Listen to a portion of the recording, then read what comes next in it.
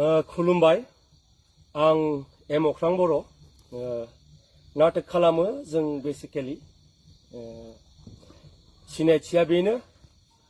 बयबो सिनायाबाबो साफा सानै मिथिखायो आरो जायफ्रा सिनायो बिथाङा जाबाय रिंकु रामसियारि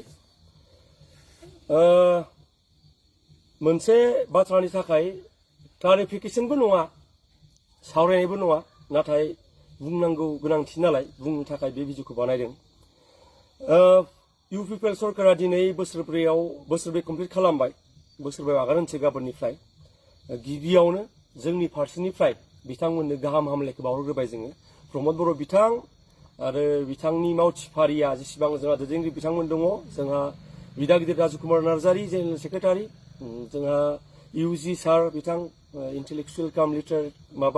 राइटार काम पलिटिशियान जोंहा लरेन्स दामोन दङ बयनोबो आरो जेसेबां मावथिफारिया दङ बिथांमोननो दिनै बिथांमोना गांसे लेखा फोसावदों होननाय खोनादों आङो बेजों लोब्बा लाखिनानै हाइलाइट्स अफ एचिभमेन्ट्स बेखौ बिथांमोना हाइलाइट खालामदों बे लेखायाव आरो बेहायनो आं दहाय सासे लोगोआ हरदों आरो फट' खेबनानै बेहायनो दङ highlights of 4 years of BTR बेहाय atmosphere of celebration and peace through events होननाय मोनसे पेराग्राफ दंमोनदां बेहाय 2 नाम्बाराव दङ मा peace culture and development events आरो बेहाय बिथांमोना मख'दों मा गावसोरनि एचिभमेन्टआव बड'लेण्ड इन्टारनेशनेल नलेज फेस्टिवल थिग दङ क'क्राझार लिटारेरि फेस्टिवल थिग दङ मैहुर इन्टारनेशनेल थियेटार फेस्टिवल बेखौ थिग दंना गैया उनाव बुंगोन जथुमा थिग दङ रागाम थिग दङ दा बड'लेण्ड संस्कृति थिग दङ आं मिथिनायाव बावखुंग्रि फेस्टिवल बे बिथांमोननिल' नङा बे थांनाय गोबाव बोसोरनिफ्राय बर'फ्रा खुंबाय थानाय मोनसे फेस्टिवल बावखुंग्रि हाजोआ बिराद ट्रेडिशनेलि हिस्ट्रिकेलि बर'फोरजों नांजाबना थानाय मोनसे हाजो बावखुंग्रि फेस्टिवलखौ बिदिनो खुंखायो आरो आगोलनिफ्रायनो बड'लेण्ड महोत्सव थिग दङ बड' फिल्म एवार्ड एन्ड सेरेमनि थिग दङ आरो बेहाय मोनसे होबावदों मा Burkhang one act play competition दा बुंनांगौ बाथ्राया बुरखां वान एक्ट प्ले कम्पिटिशनखौ लानायसै बुरखां वान एक्ट प्ले कम्पिटिशना टटेलि मोनसे non political programme non political मोनसे अर्गानाइजिं खुंजानाय मोनसे प्रग्राम जायखौ थांनाय 2017 निफ्राय नारा नाथा नाजानानै बिनि जागायनाय बिनि जोंनि बावसोमनाय बेखौ जों माने ढोल दामना लानो नागिरो नालाय बेखौ जों जेबो बुंथ'वा नाथाय बेखौ स्पेसियेलि जों सानैया बिराद मोजाङै मिथिगौ बेखौ जों माबोरै खुंबोदों आरो बिनि आन्दोआव बेसेबां मानसि दङ बेखौ जोङो दिनै नाम मख'जोबनो हानाय नङा बेहाय इउपिपिएल माइन्डेड मानसिबो दङ बिपिएफ माइन्डेड मानसिबो दङ बिजेपि माइन्डेड मानसिबो दङ गासै स्टाइलनि मानसि दङ बेहाय पलिटिकेलि आरो नन पलिटिकेलि दङ जायफ्रा वेल विजार जायफ्रा जोंनि खामानिखौ मोजां मोनदों बिथांमोननि बिहोम दङ बेहाय बाथ्राया जादों मा आङो साननाय बाथ्राया आरो हरखाब बिथांमोना बुरखां वान एक्ट प्ले कम्पिटिशननि क्रेडिटखौ मानो लानो गोनां जाखो मानो लाखो थांनाय बोसोर माने बिथांमोना होदों मा 2022-2024 थांनाय बोसोर मोनब्रैयाव बिथांमोनाथ' बेखौल' होआखै माबाखौ सापर्टखौ जोंनाथ' खुनु गभर्नमेन्ट प्रग्राम नङा जोंथ' सापर्टसो लादों आरो सापर्ट लानो जोंहा गासिबो लिगेल अथराइज दङ जोंहा रेजिस्टार अर्गानाइजेसन आं आगोलनो बुंदों जोंना रिनिउ जानाय मोनसे दाबो रेजिस्टार्ड भेलिड रेजिस्ट्रेसन दङ बेंक एकाउन्ट दङ जोंना पार्सनेल एकाउन्टआव हाबफैया गासिबो दंजोबो थ' जोंनिखौ लादोंबा दस्राखौ मानो लायासै बिथांमोना मानो कलकातायाव खुंनाय बैसागु फेस्टिभेलखौ मानो बेहाय मानो सोआखै बिथांमोना कलकाता आरो दिल्लीयाव खुंदोंमोन नामा थांनाय बोसोरनै ना बोसोरथाम आगोल बेखौ मानो लायाखै बिथांमोना बायदि मैया लादों आरो आं मिथिबावनो नागिरनाया जाहैबाय मा आरटिआइ खालामदोंमोन आङो आरटिआइआव दा आङो गोबां रिजनाव जों दाबो डिस्ट्राक्टिभ जाद्रायनो हायाखै हारिनि सेन्टिमेन्टआ बयनावबो दङ जानो हानाय नाथाय जों गेलेनो दाबो हायाखै बेखायनो आङो आरटिआइखौ थाबाबो होगोन होआ सानगासिनोमोन नाथाय होयानो बांसिनमोन आरोखि माबायाव डिसक्ल'ज खालामैयानो जाना सानदोंमोन आङो नाथाय उफाय गैया दा आं मिन्थिनो लुबैनाया थांनाय समफोराव 20 to 24 बिटिआर गभर्नमेन्टआ सिनेमा एन्ड थियेटारल' कालचारेला एक्सट्रा डिपार्टमेन्ट मोनसे सिनेमा एन्ड थियेटारखौ मानगोनां गाहाय मावफुं सोद्रोमा प्रमद बर' बिथाङानो नायो स' बिथांनि डिपार्टमेन्टआ सिनेमा एन्ड थियेटार डिपार्टमेन्टआ 2020-21 आव लोरगि थियेटार ग्रुपनो फासि होनाय मोनसे नाटक बानायनो एमएसआर थियेटारफ्रा मेक्सिमाम 1.5 आवर जायो माने 1.5 घन्टानि जायो 1.5 घन्टानि मोनसे नाटक खालामनो 10 लाख थाखा होदों लोरगि थियेटार ग्रुपनो 2020-21 आव माने फार्स्ट सरकार बानाय दाजेनबा बे बोसोरावनो बांबुला फिल्म प्रडाक्शन जायखौ जोङो बिथां मानाव गेदेर मा होनो बर' सावथुननि गार्जेन फैलाजि बरगयारिनि होननानै मिथिगौ हायनामुलि पार्ट 7 बे सावथुनखौ बानायनो थाखाय 9L फैसा होदों फान होदों 2020-21 आवनो ओमफ्राय जात्रासि होननाय मोनसे जोंहा अर्गानाइजेसन दङ ड्रामा ग्रुप जयन्त नार्जारी बिथांनो होदों 9 लाख मानि थाखाय होदों making of documentary film drama ग्रुपनो डकुमेन्टारि फिल्म बानायनो 9 लाख थाखा होदों गिबि सरकार दाजेननाय बोसोराव बेनि क्रेडिटखौ मानो लायासै बेहाय आं बेखौ बुजियाखै बे मोनथामनि क्रेडिटखौ मानो लायासै बेनि उनाव फैबाय दाना 2022 बेहाय जोंहा ट्रु ब्रादार्स एन्टारटेनमेन्ट होननाय मोनसे फिल्म प्रडाक्शन हाउस दङ पंकज लाहारी बिथांनि 4 लाख होदों without CBFC censor board of film certification certificate बिथांमोननो होदों 4 लाख बे बोसोरावनो होदों पिंकी ब्रह्म चौधुरी बिथाङा खुनु अर्गानाइजेशननि नाम गैया बिथांनो होदों मा grant in aid to secretary Pinki Brahma Choudhury film maker for research and script writing title of training the cultural history of the Bodo' people 4 lakh खुनु रेजिस्ट्रेशन सार्टिफिकेट गैया grant in aid to Shri Nikunj Das produced by Nayantra Theatre for making theatre Tejimola 1 lakh होदों आं बेखौ बुंबाय थाबा गोलाव जागोन बेखायनो एसे गुसुङै बुंलायगोन आं दायो बेखौ हगारजोबनो हाखागोन जेब्ला बुंबाय थानायनि ओंथि गैला बिदिनो आलायारन थियेटारनो होदों 1 लाख गोरोन्थि मुंनि मोनसे नाटकनि थाखाय 2 घन्टासोनि नाटक जायो माबायावहाय मबाइल थियेटाराव ओमफ्राय माबा उपेन बर' बारलांफा थियेटार गोथार अननायनि जिनजिरि 1 लाख थाखा होदों बिनोबो सिन्दुर होननाय सेरां मन्जु थियेटार 1 लाख थाखा होदों बै बोसोरावनो बेनि क्रेडिट मानो लायासै बिथांमोना दानिया फैलायबाय 2022-23 बे बोसोराव फैबाय दाना 4th बड' फिल्म एवार्ड्स 25 लाख थाखा होदों बेनि क्रेडिट लादों नाथाय बिनि फान्डा सोरनिबा पार्सनेल एकाउन्टआव हाबदों ना बिसानि बर' सिनियर आर्टिस्ट एस'सिएशननि फान्ड एकाउन्टआव हाबदों बिनि खुनु क्लियारिटि दासिम गैया मानोना आं मिथिनो बिसाया भेलिड रेजिस्ट्रेशन सार्टिफिकेट गैया अब्ला बोरै हाबनो बिथांमोननाव बेंक एकाउन्टआनो गैयाबा बोरै हाबनो दाना फैबाय माने मा जोंना नै मुंदांखा बुहुमनि इन्टारनेशनेल थियेटार फेस्टिभेल मैहुर इन्टारनेशनेल थियेटार फेस्टिभेल जोंहा लोरगि थियेटार ग्रुपनो होलायबाय दाना 47,90,000 बे 2022-23 इयारनि दै बिसानिया 25 आरो 47,90,000 लोरगि थियेटारनो ओमफ्राय दाना होबाय नै जेराव जोंनि नाम लादों अख्रांदा स्काइनि जि बुरखां वानेक्ले कम्पिटिशन नाम लादों बेहाय फैबाय मा 6,82,997 रुपिस बेनि क्रेडिट लादों थिग दङ ओमफ्राय बे बोसोरावनो चन्द्रकान्त मुसाहारि माबा जोंहा सोरां मन्जु थियेटारनि बिगोमा बिथांनो 10 लाख थाखा होदों थिग दङ बिराद खामानि मावबाय कन्ट्रिबिउसन दङ बर' हारियाव बर' माबायाव कालचाराव बयबो बेखौ सापर्ट खालामो थिग दङ दाना बेयावनो होलायबाय holding of cinema and theatres activities like seminar workshop and training programme of the year 2022-23 25 lakh बाखि बेहाय बिथांमोना लोरगिनिखौथ' लाखाबाय इन्टारनेशनेल थियेटार फेस्टिभेलनिखौ बिथांमोना मा सोमोन्दो दंलाय आं मिन्थिया बाखि बिथांमोना बुरखांनिखौ लाबाय नाथाय बाखि मोनथामनिखौ मानो लायासै क्रेडिटखौ आं बेखौ बुजियासै क्रेडिट ला सोर क्रेडिट लानो बिदि पार्सनेलिटि खालामो सानथावना बाथ्रा लानांगौ ना एथ' हेल्प होदों सापर्ट होदों क्रेडिट लानो नांगौ थ'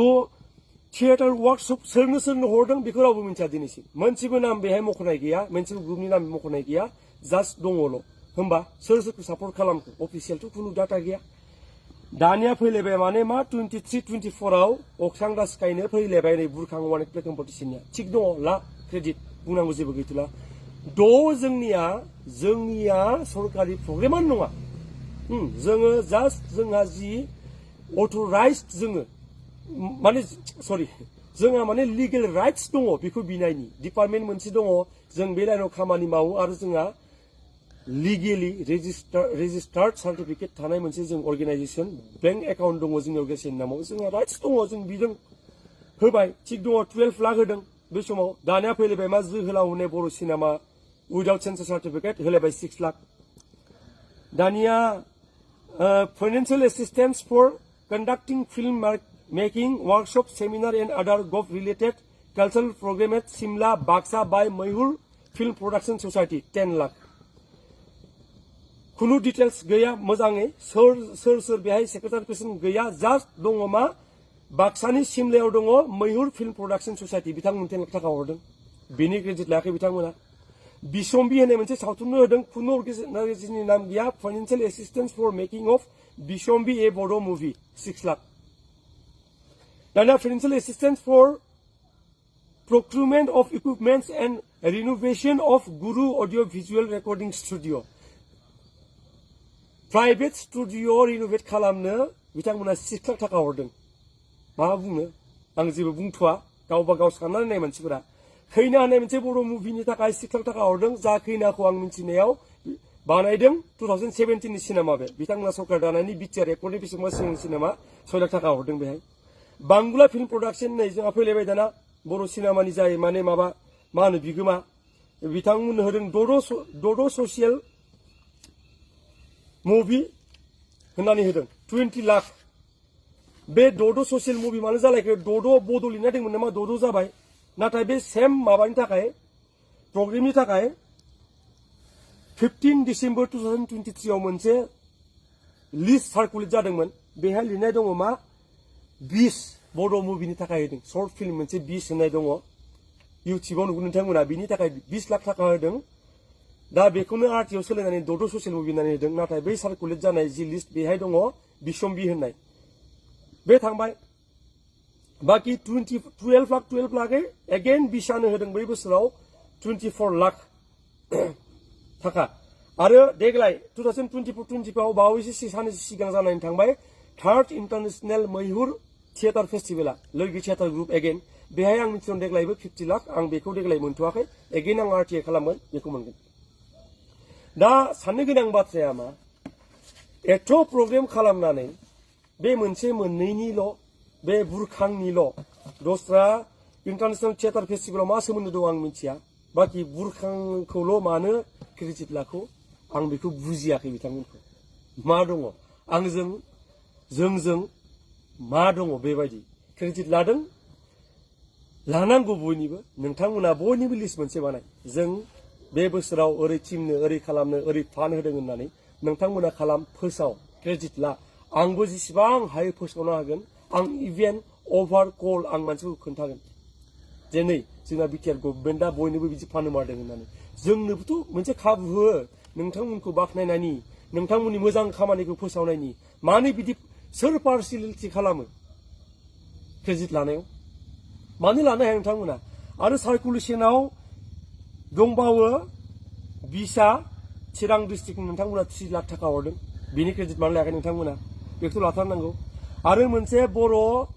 गोजाम मेथाइ आरो सावथुन माने मा होनो बुथुमग्रा दोनथुमग्रा ना मा आफाद नाम होदों बेनि नोंथांमोना 20 लाख थाखा हरदों बेनि क्रेडिट नोंथांमोना लायाखै दा आरो खोनानो मोनगासिनो हावायाव बाराव जे माबा माबि डकुमेन्टारि फिल्मनि थाखाय सोरखौबा कनभिन्स खालामगासिनो नोंथांमोना जुदि बेखौ आं बुंनो हाया मानो आंनाव डाटा गैया बाखि डाटा दंजोबो आंनाव नोंथांमोना बिनि क्रेडिट मानो लायाखै नोंथांमोना बिसानि थ्रुयै मोनसे वर्कशप खुंदों थांनाय जुलाइआव इरागदाव भबनाव थिथागुरि क'क्राझाराव 2023 आव बेनि क्रेडिटखौ मानो लायाखै नोंथांमोना लाजोब क्रेडिट लानो नांगौ नोंथांमोना मोजां खामानि मावदोंना बेफोरनि क्रेडिटखौ लायालासेनो नोंथांमोना जेराव बुरखां वान एक्ट कम्पिटिशना मालाबाबो सरकारि प्रग्राम बे नङा नोंथांमोना फान्ड हरदों येस बेनि थाखाय नोंथांमोनखौ जोङो अरायबो साबायखर बावदों माब्लाबा नोंथांमोनखौ साबायखर बावाखै नङा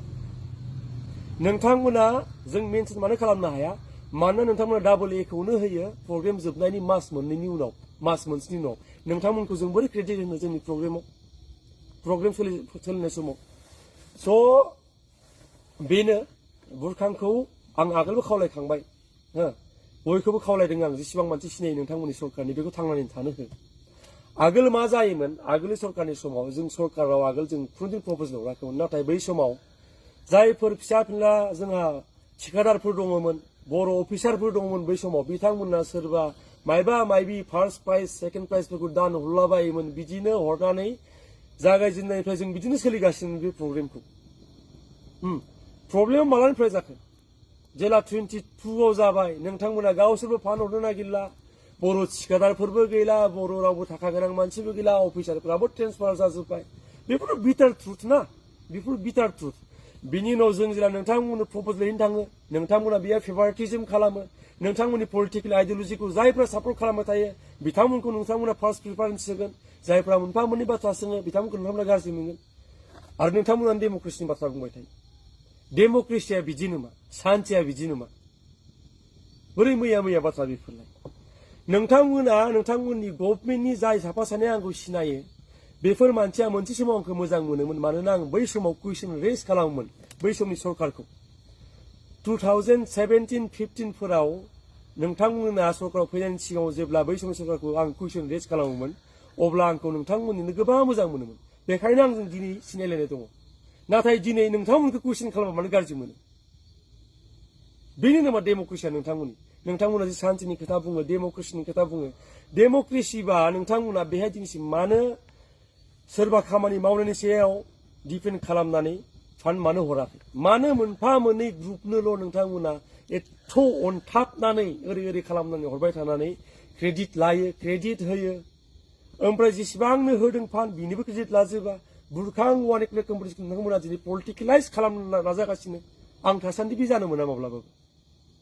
नोंथांमोनखौ आं आगोल खावलायदों देग्लायबो नोंथांमोना क्रेडिट लाबाय थिग दङ देग्लाय मा खालामनो नागिरदों नोंथांमोनाथ' इन्टारनेशनेल थियेटार फेस्टिभेल खुंबाय देग्लायबो 3rd इयार जाबाय देग्लायजों 3rd एडिशन जाबाय खुंगासिनो दङ बुरखांखौ मा खालामनो नागिरदों प्रप'जेल हरना दोननाया मास मोनथामनि बारा जाबाय जोंहा इउथ लिडार बयनिबो इन्सपाइरेसन UPPLनि जोंहा जेनेरेल सेक्रेटारि आदा राजु नार्जारिजों आं सावरायदोंमोन मालाबानो बिथाङा मालाबानो बुंदों आं शिबजों रायलायखाबाय जाजोबखानानै दङ अख्रां जेबो सिन्था खालामनाङा गासिबो जाजोबखानानै दङ जागोन होननानै नाथाय मास मोनथाम बारलांबाय खुनु रेसपन्स गैया दाना फनबो रिसिभ खालामबावला मा रिजोना मा बिनि मानो पलिटिक्स एभ्रि स्टेप आंथ' आगोलनो बुंदों ग्रेटार इन्टारेस्टनि थाखाय सरकारा दिनै दङ गाबोन गैया सोर फैयो जेबो थिग गैया नाथाय बे कम्पिटिसनखौ थांनानै थानो हो मानोना बे कम्पिटिसननि थांखियानो बेनोमोन बर' सेंग्रा सिख्लाफोरा जों मोनसे प्लेटफर्म मोनो जेन ड्रामानि मोनसे आबहावा सोरजियो जेन लोगो जालायनो हायो बे खना बै खनानि मानसिफोरा जेन लोगो जालायनो हायो most probably जों साक्सेसफुल जानो हायाखै नंगौ साक्सेसफुल जानो हायाखै जोङो नाथाय जों नाजागासिनो नाजानायनि अनगायै जोंनि आखायाव मा लामा दङ आं बेखौनो खावलायदों क्रेडिट नोंथांमोना ला बुरखांनिबो ला नाथाय जेसेबां आं बेखौ दिनै डिसक्ल'ज खालामगोन RTIखौ मोनबावनांगौ गोबां दङ आं सेकेन्ड एपिल खालामदों स्टेट इनफरमेसन माबायाव जा कमिसन दङ बेहाय सेकेन्ड एपिलनिफ्राय मा फैयो आं बेखौबो होबावगोन आं दा गोदानै जा 2020 माने मा 24-25नि बिनिबो होनो थांगासिनो दं RTI आंनो बिनिबो रिप्लाइ नांगौ नाथाय नोंथांमोना थांनाय बोसोरब्रैयाव जाय अर्गेनाइजेसननो फान्ड होदों खामानि मावदों बिनिबो क्रेडिट ला प्लिज मानो नोंथांमोना बिदि गावनि खामानि मावनायखौ एरसिना दोननो आरो जोंखौ खाबु मोनसे हो नोंथांमोनखौ बाख्नायनायनि आरो आं खावलायदों नोंथांमोनखौ जोंनो जेबो नाङा बिसानि नामाव जिबायदि जादों बिदि खालामनाबो खालामनो हायो नोंथांमोना अख्रांना सिखायनि नामावनो खालामनानै सोरबा जुदि नोंथांमोननि स्पेसियेल थिकादारनि थ्रुयै खालामनो नागिरदों खालाम नाथाय बुरखां वान एक्ट कम्पिटिसनखौ नोंथांमोना खुं देग्लायबो जों फाइनान्सियेलि बिराद प्रब्लेम दङ बे सैथो इन्टारनेशनेल थियेटार फेस्टिभेलाव नोंथांमोना इन्टारनेशनेलि सोरखौ हेल्प खालामबाय था नाथाय बे जोंनि लकेल ससाइटिखौ जेबो हेफाजाब होनो हाया नोंथांमोना बेखायनो आं खावलायदों लकेल गथ'फोरनि थाखाय लकेल ड्रामा डेभेलपमेन्टनि थाखाय नोंथांमोना बुरखां वान एक्ट कम्पिटिसन खुंदो नोंथांमोना जि खालामो खालाम जों बेखौ अलवेज वेलकाम फै ज' जाजाय खामानि मावनि होननानै आं आगोलनो खावलायदों नाथाय ज' जाजाय खामानि मावनायनि ओंथिया बे नङा दि नोंथांमोना मा होनो नारजिया गोदै होनबा आं गोदै होनफागोन बे मालाबाबो जानाय नङा नोंथांमोननि मोजांखौ अलवेज सेल्युट खालामगोन आरो नोंथांमोननि जा गाज्रि बेखौ अलवेज फैबाय था दिनैबो बुंगोन मैयाबो बुंदोंमोन गाबोनबो बुंगोन फैबाय थानाय समाव बुंगोन साबायखर